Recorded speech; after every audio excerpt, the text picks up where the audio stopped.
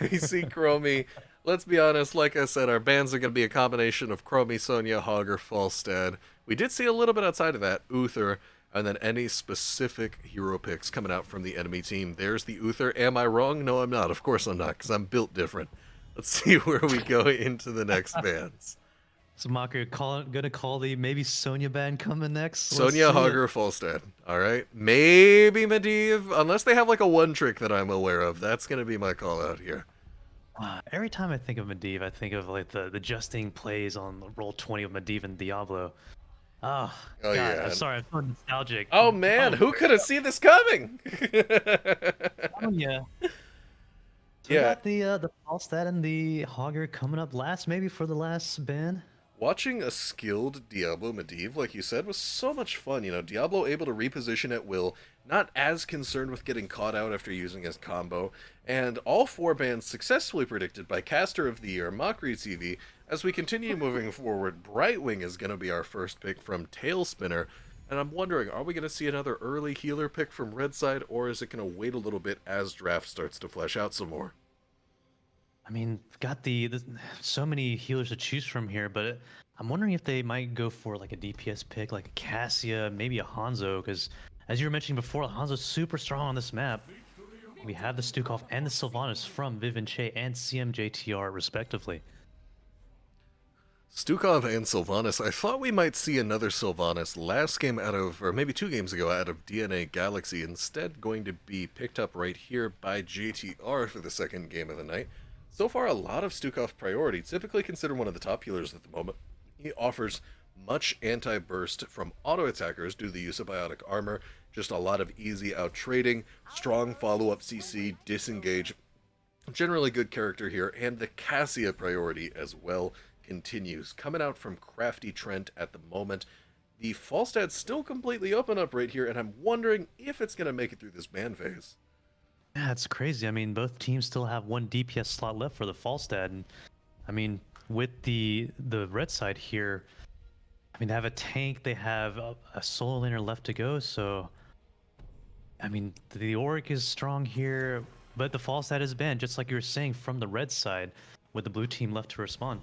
That's actually a little bit interesting because Red Side specifically has our next pick available coming out of the ban phase, so the fact that they took away the Falstad meant that they have no intentions of picking it themselves right here.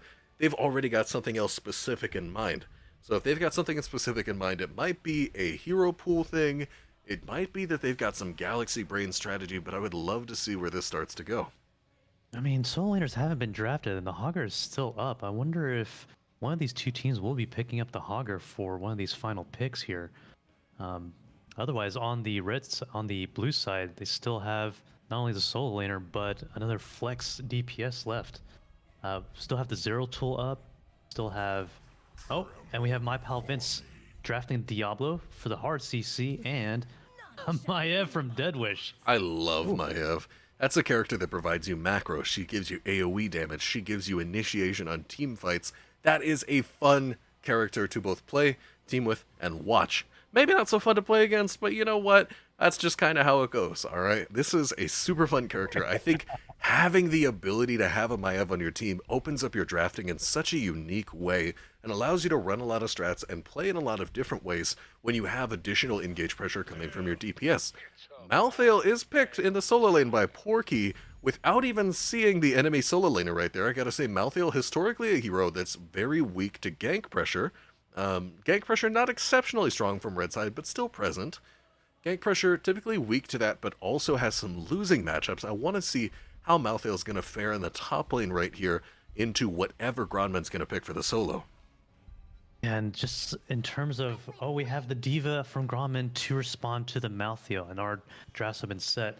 I'm looking forward to this red team's wombo combo potential with the Cage, with the A-pop from Diablo, and then just silence them right in the middle with a big fat Stukov silence and possibly Root at 13. And then you got the D.Va bomb too. Like, the red team side looks like a pretty fun execution style wombo combo comp to play here. Yeah, red team definitely. I just feel like you just put the enemy team in the blender. Alright, you know, you have Maiev going for the engage. You put everybody inside the cage as this Maiev team. So everybody's inside the cage. They're all getting either Apoc or Lightning Breathed. Either one will work. They all have Lurking Arm from Stukov Silence. There's a D.Va mech explosion. There's a Wailing Arrow. You literally just put this enemy team in the blender. I don't know, maybe you containment disc, but I really don't think so. I think this is going to be a fun game. I think that if their team fight combo gets going the way red team wants it to, we are going to see a quickly evaporating blue team. And speaking of the blue team, on it we have CraftyTrent playing that Cassia. Lupus is going to be the Mei. Porky is our Malthael. Talespinner on Brightwing. And Alfredo on Tychus. And on the red side of this in-house game, we have MyPalVince on the Diablo, CMJTR on the Sylvanas, DeadWish on the Maiev, Vivanchey on the popular Stukov, and finally Gronmin on the D.Va. It's going to be an interesting one here for sure. Lots of strong pickups overall. I am curious about this Malthael pickup. That is what sticks out to me about Porky specifically. Wondering maybe if he's looking for some burst combos, Tychus shredding somebody low, and then you follow it up with the last rites. It certainly has the capability to work if they're able to lock down a tank. Maybe if MyPalVince goes in for a bad engage, Maiev going in for a tether onto Alfredo, not quite able to pull it off with the polymorph slow. CraftyTrent now taking a lot of damage back in revenge. Red team, multiple heroes getting chunked out, however. Gronmin's mech already dropping low, in danger of losing it, but will not, and he's going to rotate out to that top lane. Both teams trading damage. Blue side a little bit behind in wave clear here, forced to catch a few minions, but the damage will continue. Neither side getting a massive advantage level 1. I mean, with the blue team, in terms of their playstyle for this comp, oh, Alfredo gets tethered. Alfredo! Doesn't quite get pulled. Diablo pulled back into the backline, stuns the Tychus. Brightwing healing on Alfredo here, and the minigun not quite ready yet for the MyPalVince. What I was saying earlier is, in terms of the blue team, they don't really have any type of dive potential, and it looks like they may try to play like a front-to-back type of composition where Cassia and Tychus try to melt the Diablo or the D.Va down, and then have the Malthael just finish it off with the last rites on level 10. You know, I love that you mentioned front-to-back comps, and for anybody in the chat who may not be intimately familiar with the term, as we see Lupus getting some pressure on him in the mid lane, Porky has also joined the fight. He's actually fighting himself right in the middle of the enemy team. That is an allied Blizzard, so it's not going to deeply damage him. CraftyTrent now responding. Big damage as red team forced to walk away.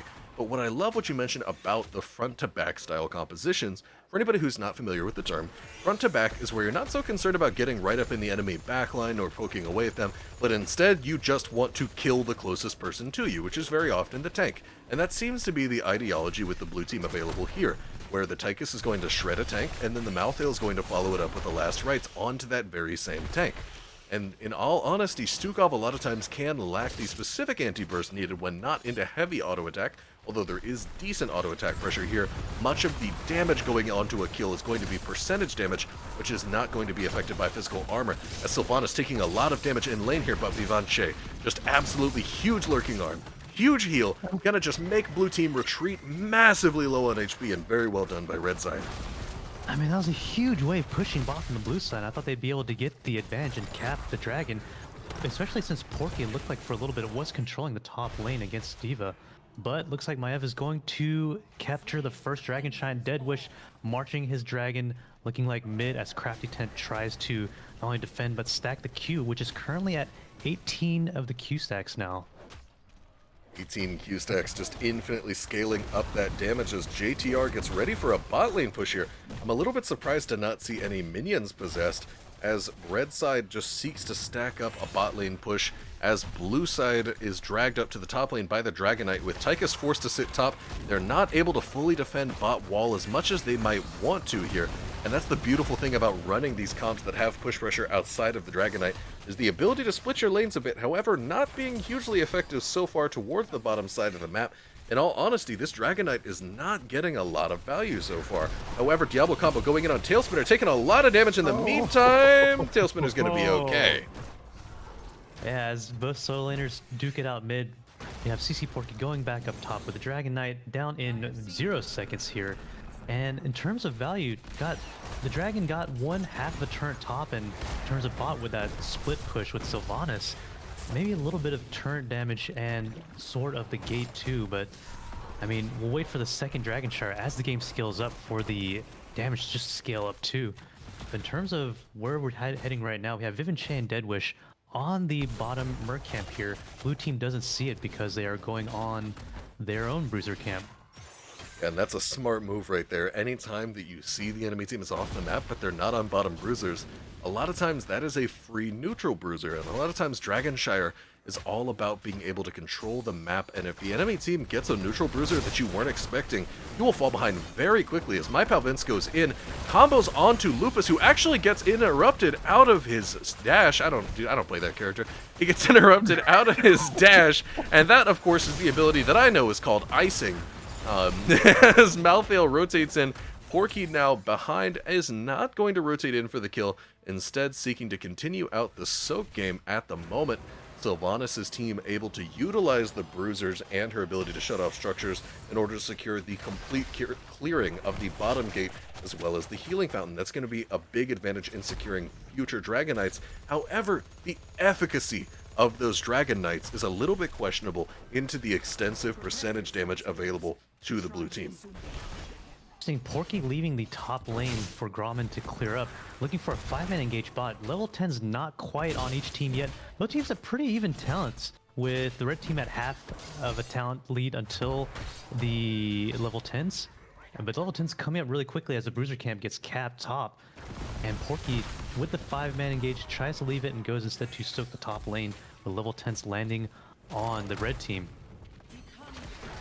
Red team now looking to push in with level 10, however without a minion wave, and into those giants they know that they're not going to be able to exert any pressure before the level 10 actually comes out, but that's another instant Dragon Knight! 2 Dragon Knights before 6 minutes for red side as Alfredo is kicked away. Again, Dragon Knight's efficacy is going to be a little bit lacking into the excess percentage damage. Crystallize coming out from Lupus. And now Maiev gonna push in towards the bottom lane. Even with all the percentage damage in the world, when red side is securing this for you, this is going to be a lot of fort damage, likely securing it. That kick not super effective into the Tychus. Dragon Knight actually already almost down, and that's the power of Tychus for you, especially the bigger they are, and that is a pretty big enemy right there. Now Malthael cycling down, looking to pick up the mid soak as red team continuing to be not quite effective as they would normally be into a usual team, but blue team's defense of the Dragon Knight is absolutely stellar. Breath not even connecting with the fort this time as DeadWish walks away. There's a big fight holding up in mid lane. Hold on a second. GTR taking a lot of damage. JTR, sorry, as we see Lightning Breath coming out from MyPalVince, and already a successful kill from Last Rites from Porky onto Sylvanas is going to be a kill. DeadWish securing the engage for a moment, however, they just walk right out of it. CraftyTrent taking a little bit of damage, nothing that's going to kill him though. And that is first blood 7 minutes into the game after 2 Dragon Knights for the blue team. You know, after a Dragon Knight gets capped, it's always capped by DeadWish, who's on the Maiev, and I'm like, ooh, I know the objective's been taken, but I want to see a big wombo combo here, so all ults are up except for the APOC.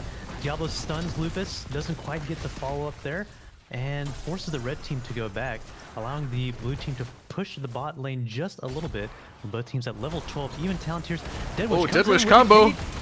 Put him in the blender, like I said, lurking arm, wailing, everything, it's all coming out. Hold on, turn it into kills though.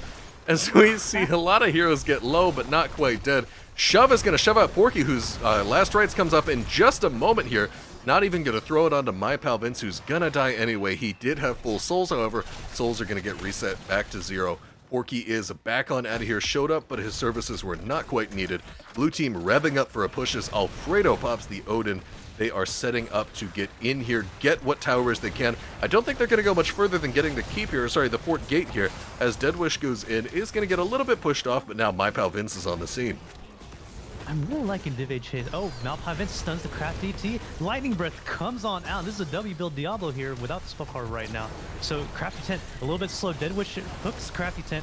Oh, Crafty! 70 health! That's gonna be an avalanche. Porky coming in for the kill onto JTR yet again, basically on CD, killing Sylvanas with that Last Rites. Porky dropping very low. Gronmin getting low right next to a Stukov. Stukov will be the second kill. Gronmin will be number 3 for blue team, who's already right by the siege.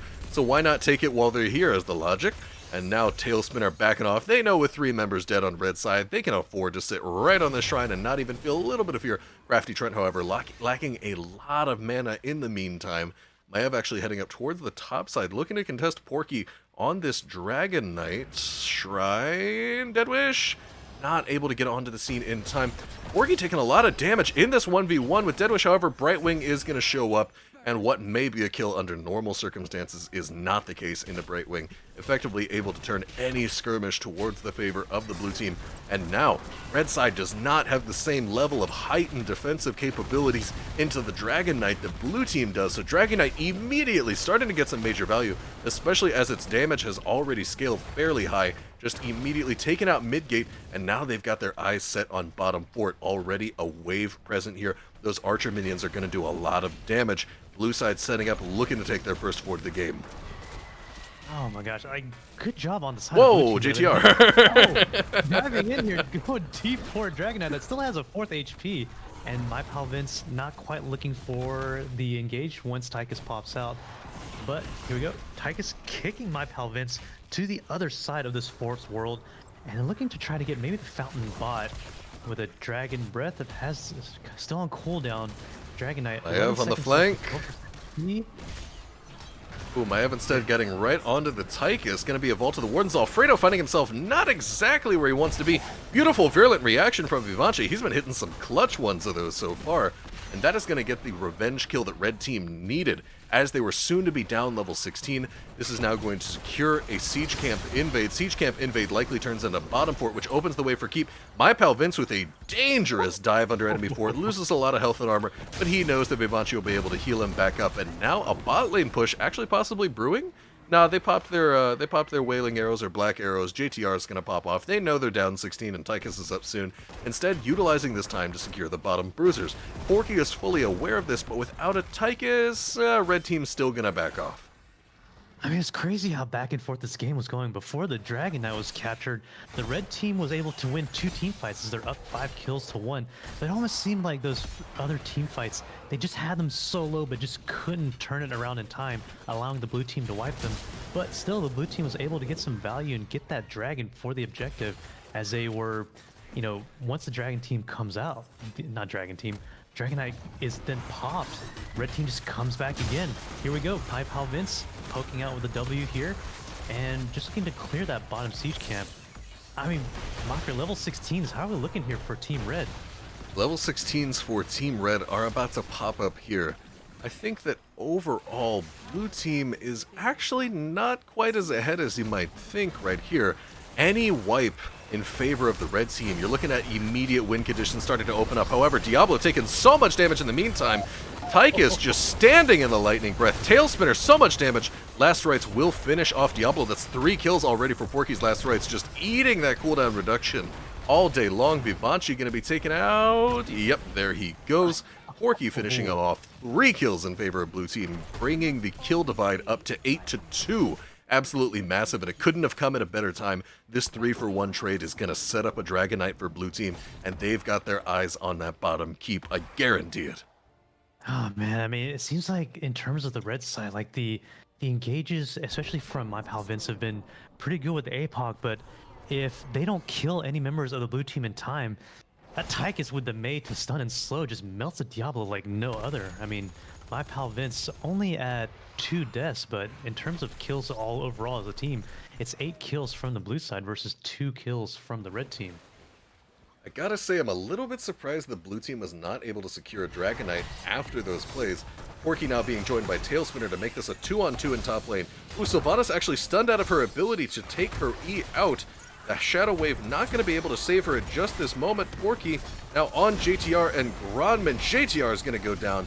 Last Right's actually not going to do anything into that D.Va mech at the moment, but that's okay. He's already got some kills. Wait a second. That's a virulent reaction in response. Ice Wall not going to land onto anything. CraftyTrent getting a little bit zoned out right now. It's a 1-for-1, but Diablo's on Talespinner. Talespinner has the blink heal to be able to escape.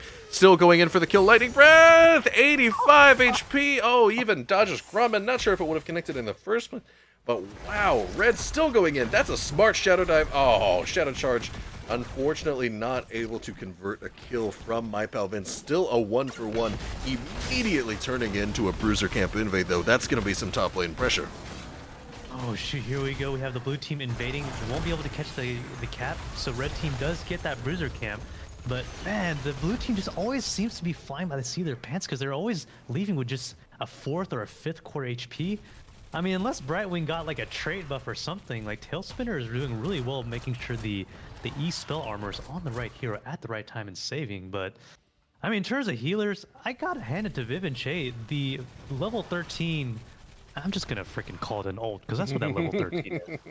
But Virulent Vivanchey's Reaction like, is massive in its reward if you are able to fulfill the condition. Talespinner immediately showing up every time there's any hint of combat around the map. Porky now walking away. And blue side confidently up a level and a half. Red team feeling a little bit of desperation. You can sense it informing their decision to go so aggressively onto this enemy siege camp, but blue team not taking the bait. They know that if they just give it a little bit of time, blue team will be level 20 here. And with level 20, hold on a second, Porky actually caught out a typical Porky fashion. Talespinner caught out. Wow, the Virulent Reaction triggers again! What is going on? Alrighty, CraftyTrent is in there. Gronmin taking a lot of damage. He does have self-destruct available for him, and all the hopes of a level 20 lead for Brightwing, for the blue team evaporating as Brightwing goes down. Uki seems to have DC'd and no calls for a pause from either team at the moment right now. DeadWish capping that top shrine, and that is going to be Red Side Dragon Knight. And they are down level 20 at the moment, still into a lot of defense for this Dragon Knight, but with the 5v4 that can make up for a lot of other disadvantages. Red team now getting ready to push in, but no minion wave here yet. Oh, we have Brightwing 22 seconds away, so red team will have to try to make something happen because they probably won't get level 20s unless there's a big hero wipe. We don't have Warden's Cage from Maiev. We do have the Lightning Breath and the Silence from Sylvanas here. So MyPalVince can get one type of pick from a wall here, possibly on a Tychus or a Cassia. Oh, we have Porky attacking MyPalVince here. Unstoppable comes out. Oh, and Diablo. That's the last rights. Oh, wow. In the 4-on-5. Well, it isn't really a 4-on-5 because Brightwing able to instantly rejoin the scene upon respawning. Now a 5v4 in favor of the blue team temporarily until Diablo's back on the scene. And this Dragon Knight is going to get shredded with D.Va still in it. I think she'll be able to escape. He has self-destruct anyway, so Gronmin is going to be just fine. And now Red Side walking away, not able to secure any keeps, but hey, they were able to secure being on equal talent tiers for the next phase of this game. And it's now 20-on-20. No keeps up, or still all keeps up, sorry, for both teams. And with this bottom bruiser camp, blue team is going to look to get some pressure on the bot side, but still anybody's game at this point.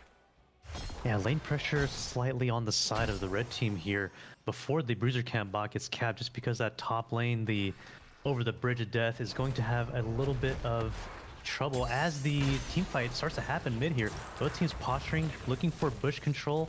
MyPalVince looking for some walls on the Lupus. Ape Hellgate goes in. The ice wall comes out. MyPalVince looking low. Warden Cage comes out with a huge massive Warden's Cage. Oh my god, that's a triple kill in favor of red team.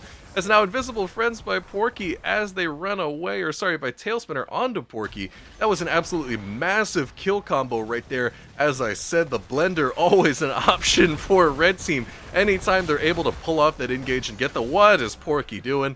Alright, anytime they're able to get the enemy team clumped up where they want them, that's gonna be a good thing. Okay. Oh, that would have been a yummy Porky play if only it was an Ana instead of a Talespinner instead of a Brightwing. Well, he did have the self-res, so he is just looking to interfere with the enemy team, slow down their progress as much as possible, so it does make sense within the context of being able to instantly respawn. Any time that Red spent on trying to kill Porky was time they were spent not trying to kill the core, so it does make sense. In hindsight, it just looked a little interesting at first. Virulent Reaction, how many times have we seen those come out from Vivanchey, going out onto Porky, but Red side completely ignoring him. They're okay with losing a Diablo if it means killing the core. Blue side's respawns are just barely not going to come up in time, I don't think. 35% of the core, 20%, it's going down. They've got it. Victory for red team. GG's all around. That was a heck of a game. I mean, in terms of the team fights, they're back and forth. Just the blue team always coming out with low health, but the red team able to just capitalize not only on their team fights, but also the final core call. I gotta hand it to Vivanchey. I mean, there were some great Warden Cages from DeadWish, but Vivanchey was always able to predict where the Maiev pull and stun was going to happen for the 13 Virulent Reaction route. Loved its play. Oh, absolutely. I mean, when you're behind and you need to get back in, a lot of times the only way that that's going to happen outside of the enemy team just trolling a team fight and just losing despite having the advantage is getting a pick or getting a boss. And Vivanchey is consistently creating picks through the use of virulent reaction. So that's exactly what his teams have needed as he falls behind here and as red team falls behind. When you're able to get those picks, those secure your position back in the game and give you the opportunity to come back, despite being down 2 levels in the late game at one point. Beautiful stuff right there. Let's take a look at those stats because that was very well done. Yeah, in terms of that game, I mean, when I think about it, as you were explaining with the front to back team strategy of the blue team, I mean, Tychus and May did a really good job trying to really run down the Diablo, but it almost seemed like, yeah, I'm not really sure. Was it the macro or was it just the fact that the Warden's Cage and the Stukov root and silence was just too much for their team? That's kind of the problem running into these teams is like, and that is kind of what we talked about before, how every game tends to go late, is you can do a lot of things right throughout the game and then get picked one time, lose a team fight, and you're out of it. And that's honestly kind of what happened right there as well. I think even if there was a Ford in the way with the Sylvanas on the team, it would have still been a threat to go core. Obviously not as easy, but still, like, just the absolutely well-executed final team fight from the red team to put everybody else in the spin cycle right there, all in the cage, taking them all down, lightning breath on everybody. That was what they were trying to do the entire game, and they finally got to pull it off at the most crucial moment. Let's take a look here at game number 6 of 7. This is going to be an Alterac pass. And guys, just to remind you, we are playing 7 games total. Our last 2 games are both Alterac pass. This will be the first one of 2. Getting close to winding it out so far, but these have been fun games.